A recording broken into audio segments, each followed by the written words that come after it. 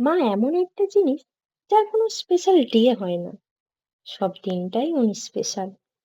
মা না থাকলে পুরো দুনিয়া অন্ধকার লাগে।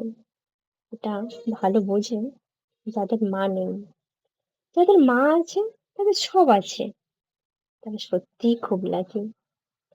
বাচ্চা হাজারটা দুষ্টুমি করলেও মা এমন একটা জিনিস যার কোনো অসহ্য বোধ হয় না, সে সবটাই সহ্য করতে পারে।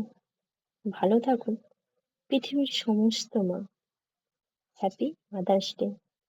আই লাভ ইউ মা।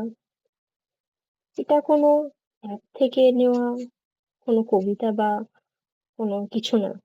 এটা সম্পূর্ণ আমার মনের ফিলিংস শেয়ার করলাম তোমাদের সাথে। ভালো লাগলে লাইক কমেন্ট করবেন। ধন্যবাদ।